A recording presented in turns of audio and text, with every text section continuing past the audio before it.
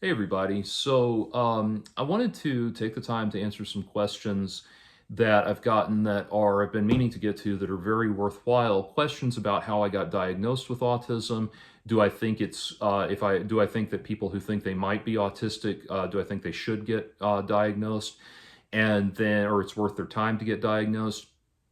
And then also, most recently, somebody asked me, do I think that my social experiences and growing up and a lot of things would have been better if I had been uh, diagnosed sooner? And so there's a lot to unpack and a lot to think about there. But first and foremost, to talk about how I got diagnosed. It was first suggested to me that I might be on the spectrum when I went to my general practitioner for some symptoms I was having, some medical stuff that I was, dealing with. And I went to her, and this was while I was in Mississippi. And bear in mind, all of this was happening concurrently to the horrible things I described in my experiences with bullying series, my series where I talked about that if you haven't seen it yet. And so while I was talking to my doctor, she said, "Have you ever considered getting tested for autism?" As specifically for Asperger's syndrome, which I'd never heard of at the time. This was in the 2000, literally about the year 2000 was when this happened. And I had not heard of that at the time. And so she said, "Well, from some of the social difficulties you seem to have and the fact that you're extremely eloquent in how you speak and a lot of the rhythm of your speech and that sort of thing, a lot of symptoms, it might be worth looking into getting diagnosed with autism. I think that might help you out." And so she told my parents about that, and we talked about it. And you have to understand, um, we kind of rolled our eyes at it and went on with it and forgot about it for a couple of reasons. One was that just there at the time, it was not autism was not as well known and understood as it is now. And the common consensus, the public awareness of autism was really kind of at the level of, if you've ever seen, there's a movie, the pop singer Sia, who I like her music. I do not like this movie at all. But the pop singer Sia made this horrible movie called Music, and it stars Maddie Ziegler as this autistic girl, and it's really I have another channel called J Talks Art where I did a whole thing about music and the movie Music and autism. Just go watch that. It's an awful movie, but that has my breakdown in it. But anyway, so the thing is, though, if you watch Maddie Ziegler in that movie, she does this just it's almost feels like blackface the way she portrays this autistic girl. But in the movie, she's this kind of spastic, low verbal, low functioning character that goes around kind of like this all the time. I'm autistic, so I can make that face. By the way, that's not offensive. But anyway, like going around like this, and that is based on that very stereotypical concept of autism is based on very low functioning autism. And this is why autism was originally considered a form of mental retardation. And so obviously that didn't seem to jive with me. And so the other reason was, the reason my doctor suggested that to me was because she had just been to a seminar on Asperger's and autism spectrum disorders. And you've heard me allude to this in earlier videos, but when I was a kid, my first school for pre-K through second grade was this private school that here in Georgia that was basically like almost a hippie commune in a way. And good school, great idea, great educational opportunities and everything, and a really fun, fascinating place. Um, in fact, to this day, it's hanging in my kitchen right now. I have a painting that was done it's a print of a painting, I should say, that was done of part of the grounds at that school. It's a really beautiful thing. The school library at the time was in a caboose, like a train caboose. It was really cool. Anyway, so that's what the painting's of. But anyway, so the thing was, the teachers there would at every parent teacher conference, they thought they, Ritalin. This was the late '80s, early '90s, and they just thought Ritalin was the coolest thing ever. Ritalin, Ritalin, Ritalin, Ritalin. They were just all about. They would go away. What would happen is these snake oil salesmen from the Ritalin manufacturers would come, whisk them off to these weekend seminars, and they would come back convinced that Ritalin was going to solve all of the child issues and every issues with children and everything, not realizing that really all they were doing was giving speed to kids. And so they were constantly badgering my parents to put me on Ritalin, and they were constantly saying that they thought I had ADD. And the reason they thought I had ADD was because I was easily distracted. Now, the problem is, I was not, it was it was distraction off into my own private interests and my own thoughts. I was a daydreamer, that kind of thing. ADD kids can't do that. They can't focus on anything. And so that was different. So my parents never put me on Ritalin, but because of that, toxic experience, we just thought, oh, well, we put my GP in that same category as, as these other people who had gotten swept up in the latest, medical craze and everything, and um, didn't think much of it. So we, not long after that, we moved away from Mississippi and came back here to Georgia, and I finished out my last 2 years of high school in a performing arts high school. And it was interesting because in that environment, you had a lot of very obviously different and odd and quirky sort of kids in there. I had lots of friends and I got on well with a lot of people, but I still did not develop socially like I should have.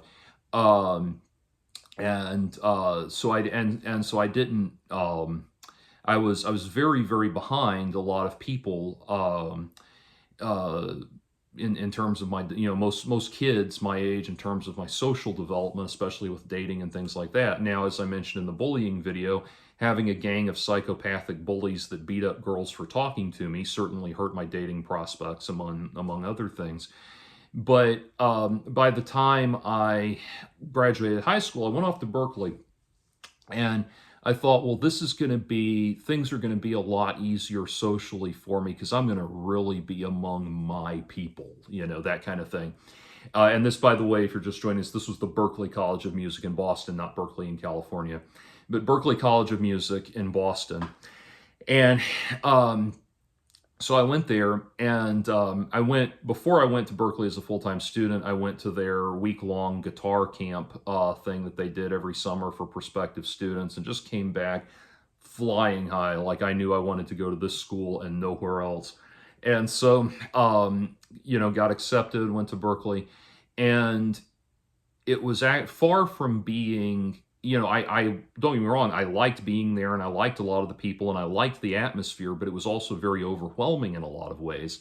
Some examples of early examples of how it was overwhelming. For example, um, one thing was that I was put in the ComAv dorm, the Commonwealth Avenue dorm, and there's the Mass Ave dorm, the Commonwealth dorm, and the Hemingway dorm. And my second, third, and fourth years, I was in Hemingway the entire time. But the first year I was in ComAv. I don't know if they've added more dormitories since then.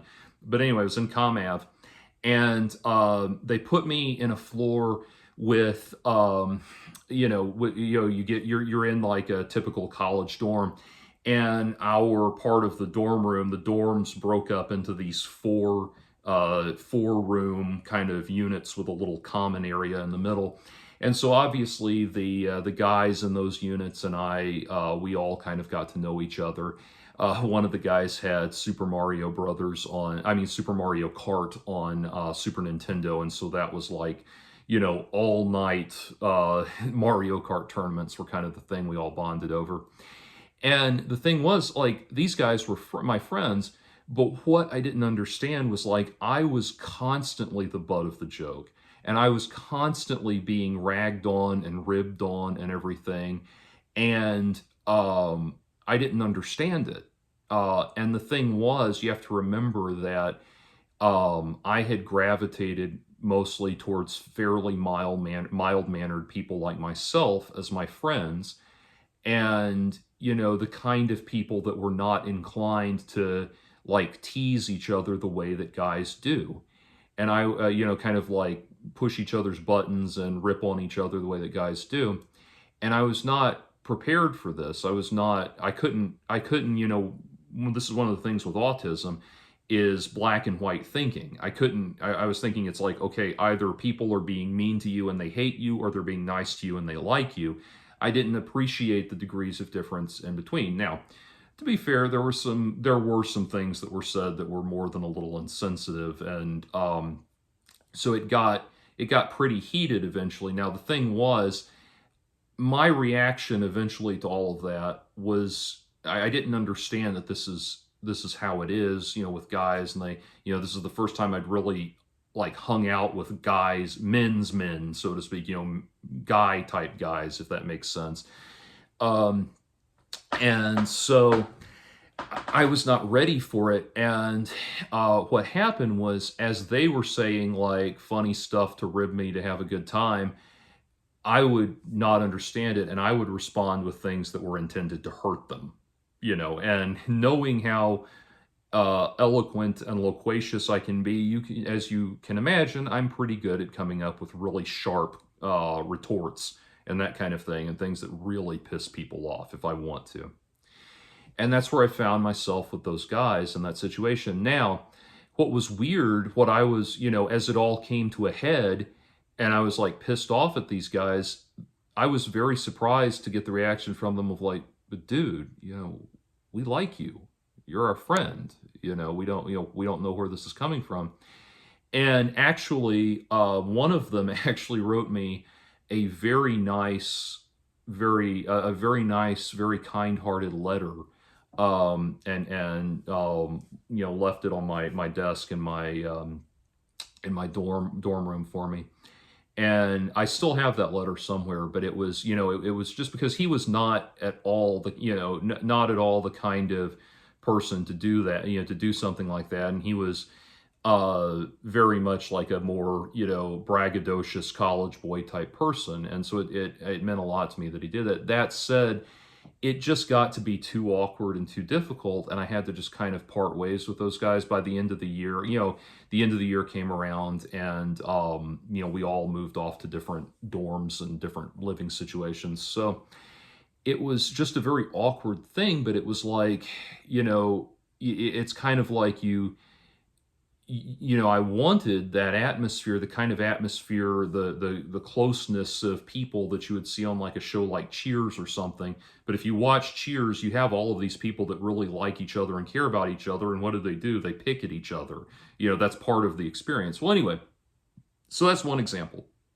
Another example, I got there and I had always thought, well, when I was in Mississippi and I had the gang of bullies that beat up girls for talking to me and threatened to kill me for talking to their hoes and stuff like that, I always thought, well, because up until that point, that kicked in 8th grade, and the experience there, it kind of in 6th grade, the main guy that did one of the main guys that did that, the one I call Thing 2, he was there in 6th grade, and that truncated my social opportunities a lot. Then he went away in 7th grade.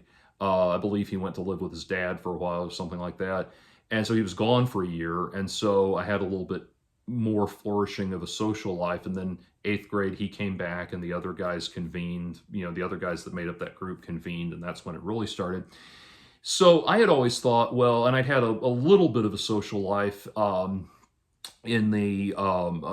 not much, in the second school I went to. So I always thought, well, once I get out of that toxic environment and I really get out on my own among my people, I will be in a much, it'll be fine. I just need to get out of the situation, and I'll be where I need to be, and I'll get what I want socially with dating and romance and that kind of thing, and sex and all that.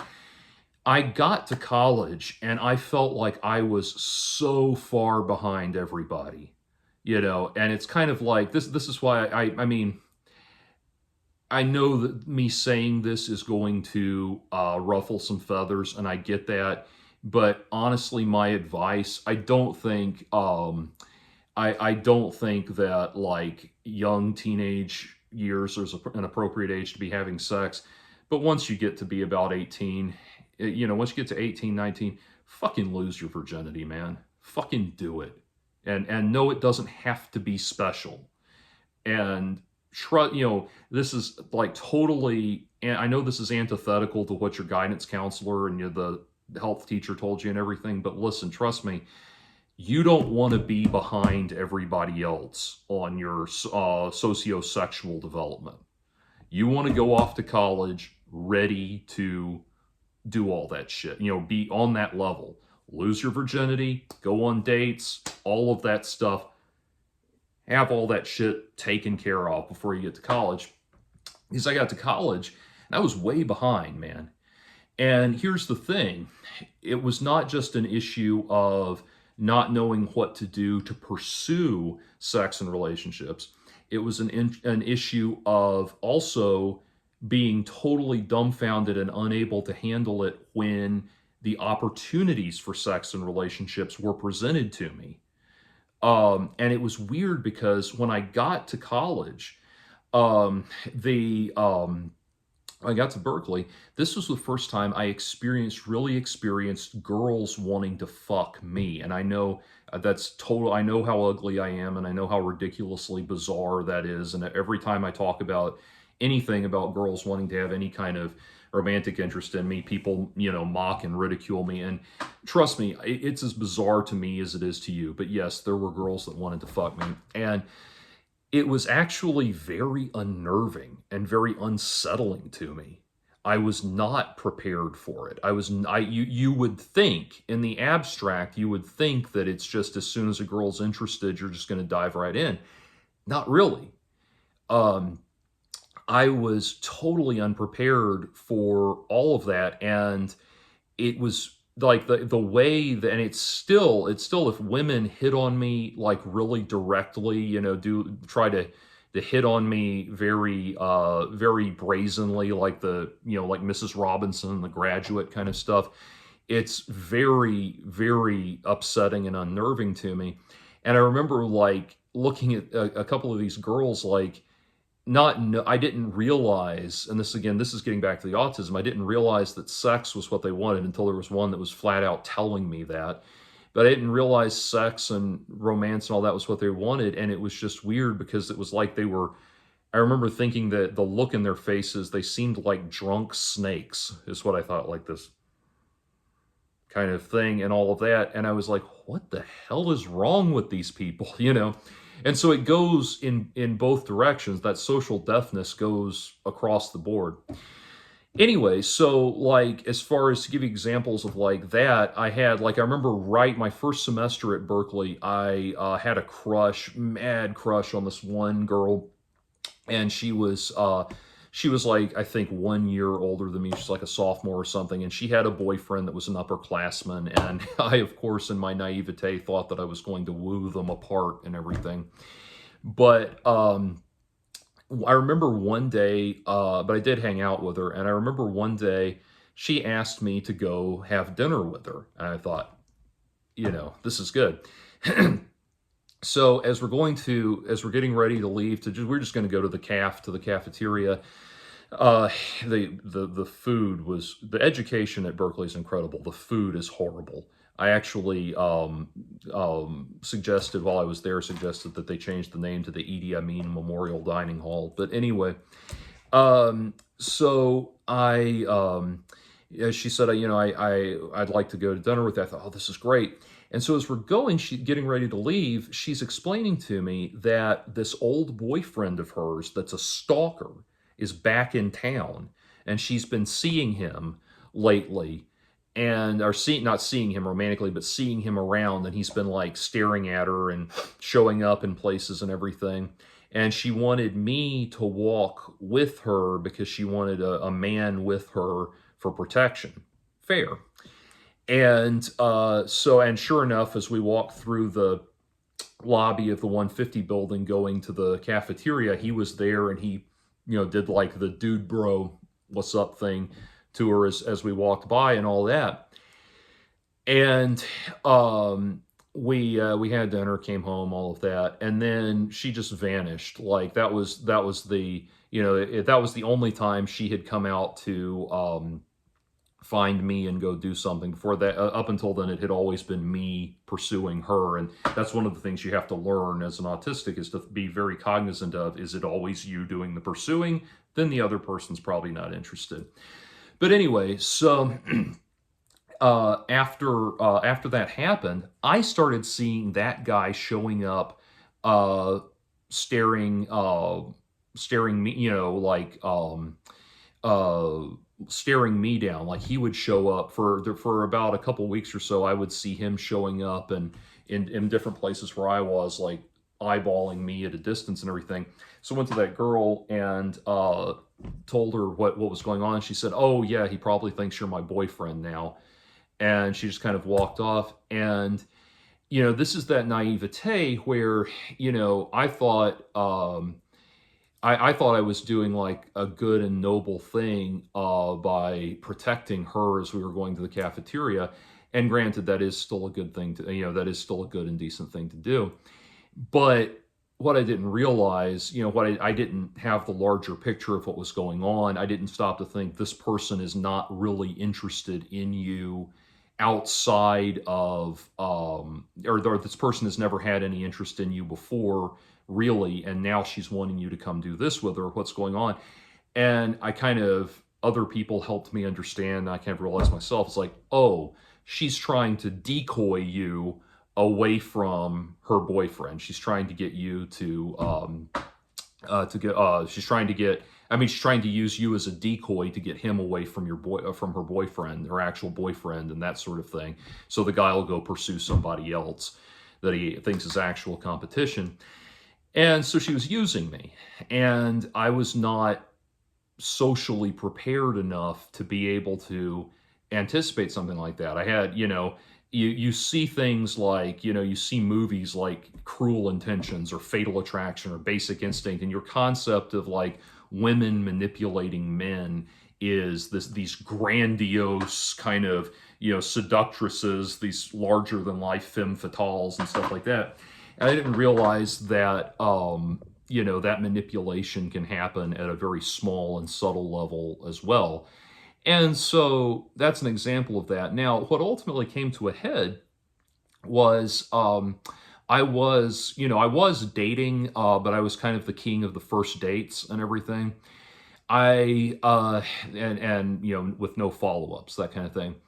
And so I met this one girl, and basically had a 500, to make a very long and embarrassing story very short, we basically had a 500 days of summer type situation where we had a good connection, but it was as friends.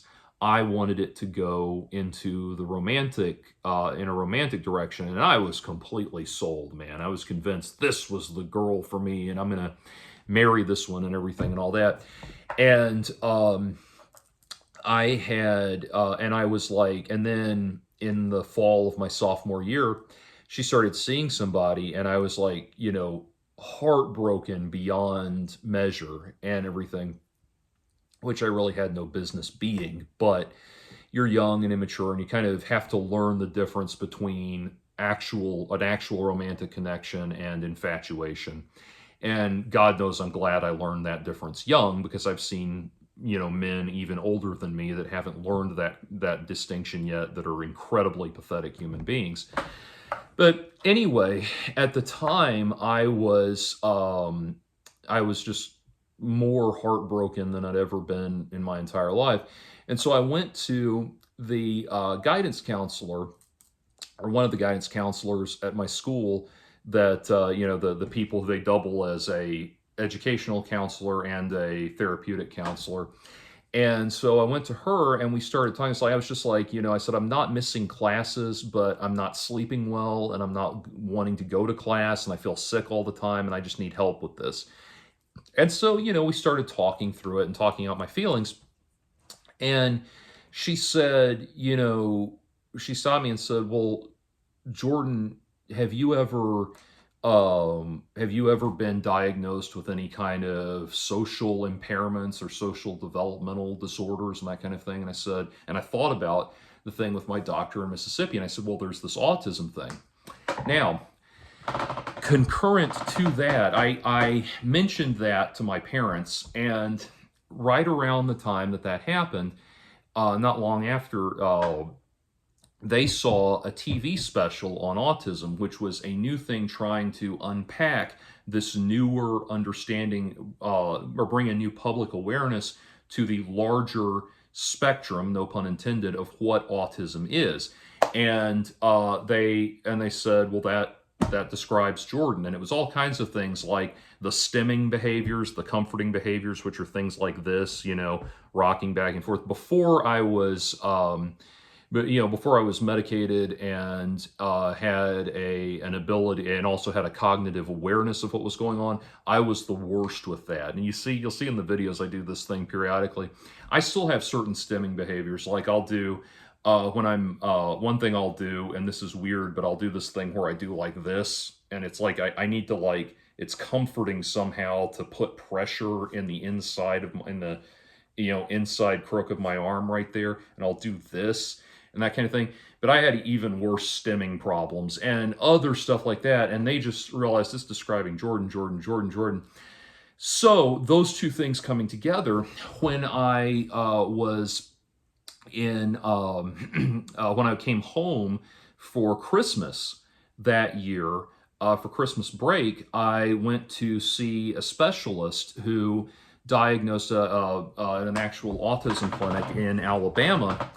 And we drove out from Georgia out to Alabama, and it was an interesting trip. And my mom took me, and I went to this clinic, and the woman who evaluated me talked to me for probably about an hour, and she said, well, normally there's a whole battery of tests that we do, but it is so obvious to me that you are on the spectrum that I don't think we even need to do them. And she had already made extensive notes as I'd been talking to her. And and I'll, again, I know, why do people say long story short when they're telling a long story? But anyway, to skip ahead a little bit, and also to leave out some personal info, it became very obvious to her that I was on the spectrum. We talked about things like those friends that I had the falling out with and everything. This girl that I was, totally dumbfounded. And that was a big thing. My counselor and I had been talking about that, where it was like, I could have saved myself a lot of heartache if I had understood intuitively that this was never going to be a relationship. And that was the thing. Most people will avoid at all costs having to look you in the eye and say, I am not interested in you romantically. This is never going to happen. It's never going to go that way. Most people want you to kind of get the hint and, let it go. And so I was going back and learning oh my God, there's all of these things that if I had recognized them early, if I had seen all the signs and all the subtleties and everything, I would have understood that this was a friendship and not with no potential for relationship. And so learning on things like that, I was already en route to this diagnosis anyway. So I got the diagnosis, but the thing was, now, here's the thing, answering the question, this brings me to the next question that people had, which was, do you think that if you think you have autism, is it worth getting diagnosed? Okay, there's a couple of things. First of all, if you think you have autism, don't start saying you have autism until you've been diagnosed. Don't be that asshole. We've got way too many, this whole thing of people out there now, and we all know, everyone, if you're on YouTube, you know what I'm talking about. And TikTok and Twitter, now X and all that, is just full of these assholes, these people that are like, diagnosing themselves with everything under the sun because they think it's like they think they're customizing a D&D character or something. If this, if you think you have autism, don't start telling people you have autism until you've been diagnosed. So just do that. Be a decent person. Now, the next thing, if you think that you have autism, what you need to understand is that getting that diagnosis can be a lot, even though it's some, like I knew that I was hopeful with the autism thing because I thought so many things in my life I would finally understand now, or would finally make sense and fall into place. But you have to also understand, that you are going to get an official diagnosis. And I got paperwork. My parents sent me the paperwork from the diagnosis in the mail. When it came through, the report came back after I'd gone back to college for the semester. And I got that paperwork in the mail, and I took it out and I read it, and it was just so, everything about me, it was just so, it was not hurtfully critical, but it was blunt. It was direct. Everything she had observed in me, and positive traits, negative traits, all kinds of things, and it was intense to read that. And I remember when I got the package, my mom had sent me this thing. There's a little gift book that people will send as a gift, sometimes called the Blue Day book. It's a cute little book, like reminding you, you're having a blue day, be happy. And the one I had came with a little, that she sent me, came with a little stuffed animal related to the book and everything.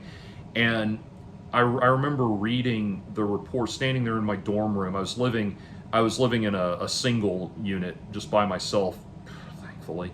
But had just a single room with no roommates at that point. I was standing in my dorm room and I read the message. I read the diagnostic papers, and I just stood there and read the whole thing.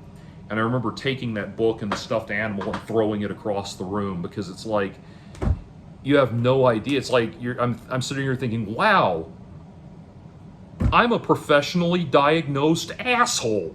Great, And it was intense, man, and it was tough. And I didn't realize how tough it was going to be to deal with that.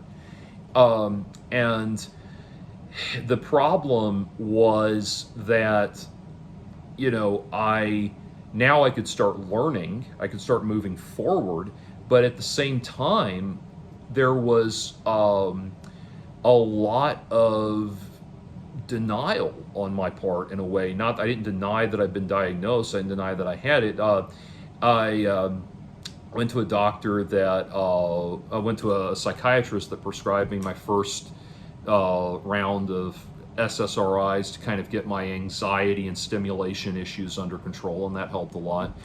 But it introduced something, the thing was, for me, it rammed home something that I had felt my entire life, which was this feeling like I was fundamentally cut off from the rest of humanity. This feeling like there was an invisible plastic, transparent plastic wall, like, John Travolta Boy in the Bubble thing or something, between me and the rest of the world. And it was like you try to reach out and connect with people and you just run into the wall and that sort of thing. And it looks so easy for other people, and it seems so easy that it doesn't look like there's a wall, an invisible plastic wall there, but you run into it. As soon as you try, you run into it. And that was tough, man. And it was, I'm not gonna lie, it was tough to shoulder all of that while also doing the very, very intense coursework of going to Berkeley. You've seen the movie Whiplash. That's what it was like. It's not abusive like that, but as far as the intensity and the pressure and what's expected of you, so that was all. It's that level of intensity in terms of what's expected of you, and so it was tough, man. It was really tough. I think, and yes, I'm stimming right now because I'm thinking about how tough it was, but I think having Berkeley and having this my really strong cerebral connection to what I was studying at Berkeley really helped me, though. I think God knows if I'd been going to just a standard state school and not knowing what I wanted to do with my life, that would have probably made it a lot worse.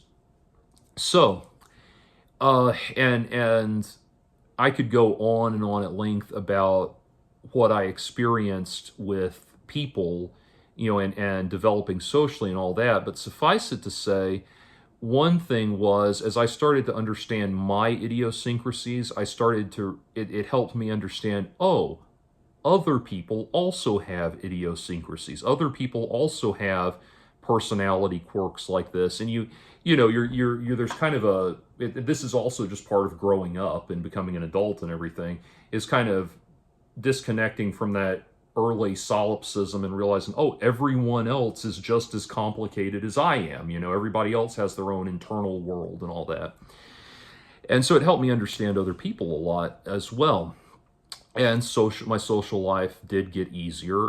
It did not get as easy as I would have liked it. A lot of I always I for my entire life I've never felt like the kind of person that people looked at as a serious option. Like when I was in college, young men and women all around me were meeting each other and finding their forever people, and I know I have friends from college that met in college. They met each other in college and got married, and they're still married to this day, and that kind of thing. And I feel like I really missed the opportunity that I have, and I'm gonna die sad and alone.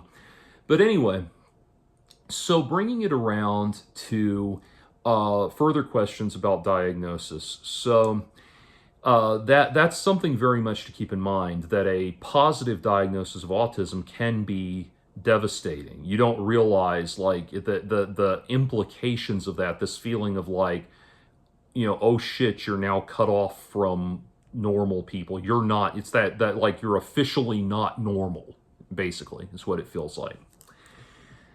Now, bringing it back around to that last question of, do I think things would have been easier for me if I'd gotten diagnosed younger?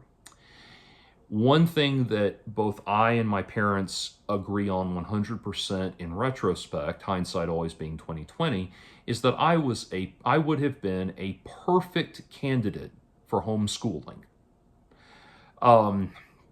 It's kind of like, if you've read Surprised by Joy by C.S. Lewis, he talks about he dealt with horrible bullying in the English school system 100 years ago, and it's bullying that's ingrained into the ingrained into the system of how they do things. So, for example, they'll have. He talked about how they had a system where an underclassman would be assigned to an upper class boy, in the tradition of like a squire and a knight and a squire. Like that younger boy would be that upper class boy's assistant and a valet and everything. And he basically would like. And C.S. Lewis talks about this book, like he would basically own you, like you were basically his slave, to such a degree that some of the guys would rape the boys that were assigned to them, and there was nothing they could do about it. There's nothing that could be done about it, which is, insane to think about. But anyway, C.S. Lewis talked about how he told his father that he wanted to stop going to public school. He wanted a private tutor, and his father said, well, if you go to a private tutor, there will be no other boys no other boys for you to play games with. And C.S. Lewis, in the book, he says, no other boys to play games with. And he said, I tried to suppress my joy when I heard, when he said that, like, but imagine your joy. He said, imagine your joy at learning that income tax and unrequited love had both been wiped from the earth, and that's the thing. It's like, I don't know. There's a chance that I could have been even more socially stunted by doing homeschool. I have mixed feelings about homeschooling. But I would have probably done a lot better academically if I had been homeschooled, and if I had not had all of the sensory issues and everything, and all of the sensory overstimulation and everything, and it had a much calmer atmosphere, I probably could have done that. And if you remember the video I took, the bullying video I talked about, you'll remember that there was a point where the bullying I experienced got so bad that the school actually gave me the opportunity to leave school and, for good. And I could have essentially been homeschooled at that point. So I really do think that that would have been a better option for me that way. If I had been diagnosed younger, I might have been able to, that might have been the compelling, my parents agree with me. If I had been diagnosed younger, they probably would have at that point been willing to try a homeschooling thing. So, the, so that was good, or that was one aspect of it. But I'll tell you something, having observed, and I try not to, again, as I always say, I try to, especially in my current life and everything, I try to have a certain detachment from what's going on in my life, within the last decade or so of my life. I don't mind talking about things in the ancient past, but my current affairs I don't want to get into. But suffice it to say, since being diagnosed, I've encountered a lot of people with autism, and especially a lot of young people with autism. And here's the thing about getting diagnosed young. This is not like an official, an official reality of autism diagnosis or anything. This is just my kind of personal observation about the matter, and it's food for thought. I have a hypothesis that people who are, people, when they're diagnosed with autism, they tend to kind of freeze developmentally at the age they were at when they were diagnosed. And now, granted, I am a musician, I am someone in the arts and entertainment, so I have a slightly, I'm going to, people in the arts tend to have a more youthful attitude in general anyway, but I'm 40 and I wear shirts that look like this, and I have all of this stuff on my shelves, and yes, I even have a couple of My Little Pony figurines, and I've actually thought about throwing these out after seeing some of the absolutely disgusting people that are similarly attached to My Little Pony, Christian, and that sort of thing. And so, but nevertheless, I do think I just have this hypothesis, not a theory, hypothesis, that people, when they get diagnosed with autism, they kind of freeze at the age that they get diagnosed at. And I don't know what goes in, I don't know if anything specific goes into that. What I'm about to describe is not true of my parents. My parents kept pushing me to excel even after my diagnosis. But I feel like part of what happens is parents kind of look at this, they get, and this is, I think, especially true of boys. Girls, if we're being honest, sociologically, girls can go on autopilot a little bit more socially, just because guys will do the approaching. So if you're a young woman with autism, if you are reasonably attractive and pleasant to be around, clean and pleasant to be around, some guy's going to approach you eventually. So it's not as big of a thing. But especially for men, for young men, I think they freeze at the age developmentally. And I say this because I've met guys that were in their 20s and almost 30s that if you met them, you would think they were 10 or 11 years old, and I realize I've interacted with some of them. I've noticed a pattern, which is, and again, this is not a politically correct pattern, but if we're going to get at the heart of this problem, we need to address this.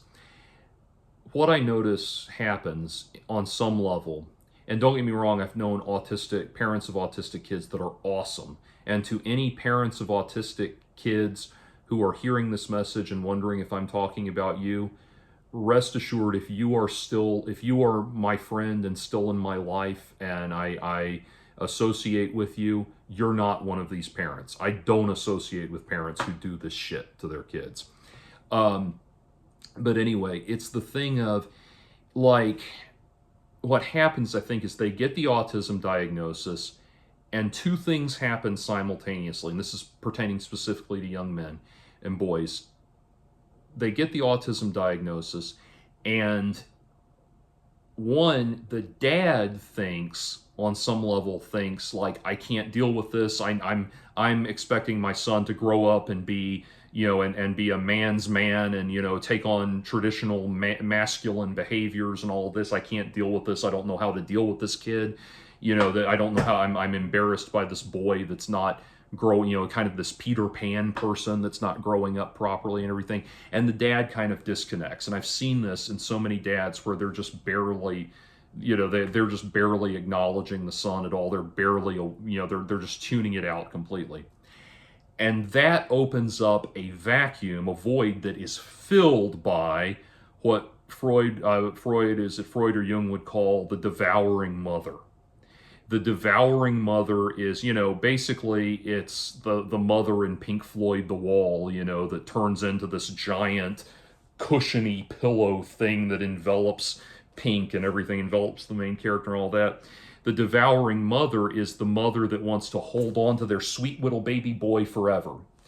And that is something, Jordan Peterson has talked about this, that the devouring mother is an archetype within the psychology of mothers that has to fail. Like mothers have to confront the fact that part of their that feeling, that immense feeling of wanting their sweet little baby boy to be a baby boy forever, has got to fail. That if they love their son, they will confront tremendous emotional pain within themselves and never and allow the boy to grow up, even though that's that's the last thing on a visceral level. That's the last thing they want. And so what happens is I see one after another these devouring mothers that their kid gets diagnosed autistic at 8 years old or something, and they say, "Oh goody goody, not out loud, but I think subconsciously they think, oh goody, my sweet little baby boy is going to be a sweet little baby boy forever. He'll never grow up. He'll never grow up. I don't ever have to think about or confront any of the unpleasant things that I would have to do as a mother. I don't have to think about, saying you're too old for that, or you need to grow up and act like a man. You need to take on these responsibilities. He'll never leave me. He'll never grow up and move away. He'll never leave me." And what you end up with is, essentially what the Japanese call a hikikomori. These kind of useless little boys in men's bodies. And again, this is why I've actually thought about, as much as I enjoyed MLP Friendship is Magic, I've actually thought about throwing away these figurines, because I don't like the reminder that even though I was a working professional out in the adult world, I still enjoyed this thing that is like just so emblematic of the failed hikikomori men and everything, the men that have been, the autistic young men that have been devoured by their mothers and that sort of thing. But anyway, so it's just that I've seen it over and over again. And I've encountered so many young men. I've encountered quite a few young men who, some of these autistic young men are low functioning and will never be able to rise to the occasion. The thing is, though, they could still, if they were handled properly, they could still have some approximation of an adult persona and an adult relationship with the world, rather than being lost in this frequently disturbing, eternal childhood thing. And that gets even more disturbing when, an adult male sex drive joins this very childlike mindset. Like I said in I have a song on the Nowhere Land album that has the line, "A child at heart and a man in the balls," and that's kind of, that's pretty much it.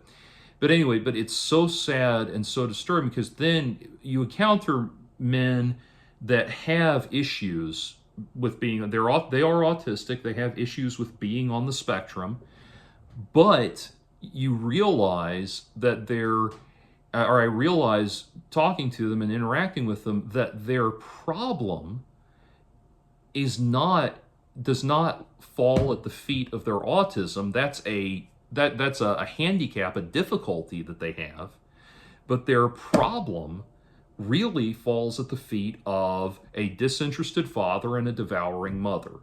And I've seen that multiple times.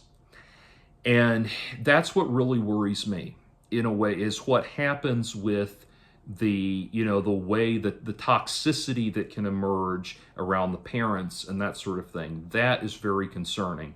So in a way, it was actually a blessing, as hard as it was to deal with life in growing up autistic and not knowing it.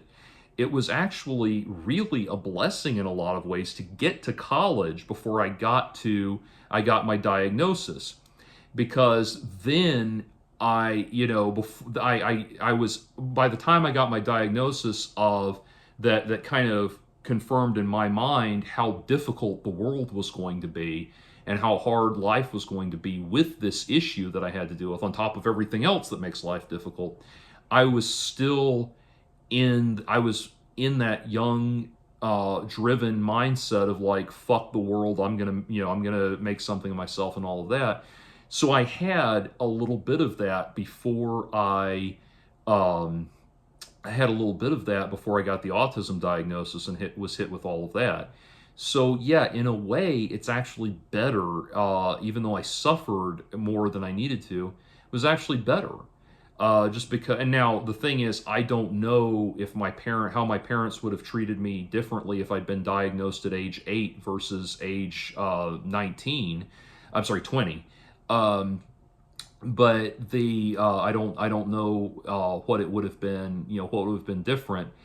But but nevertheless, I just, in a way, I think it was almost better to be diagnosed in college. So it's a very different world now. And so people are understanding autism a lot better. Like I say, if you are the parent of an autistic kid, one of the best things you can do for them, as difficult and heartbreaking as it's going to be, one of the best things you can do is not fall into all of this bullshit around autism of like, it's just a special, different little way of viewing the world. You're special. You see things through a different lens. That different lens, I've said this before, but it bears repeating, that different lens that you're seeing the world through is people is like watching everybody else your age get married and start families while you're still fiddle farting around trying to figure out basic relationships. And that's still where I am. So that's one thing. Now, I'm coming up on an hour with this, and I may do, you know what, I should probably, I wanted to do a video. I wanted to also in this talk about the prejudices that can arise with autism that people have, the prejudices and everything that you can run into. I think I'll probably put that in a separate video, and that certainly bears discussion on its own merits and all of that. So anyway, take care. This will probably be my last video before Thanksgiving. So, happy Thanksgiving. Take care.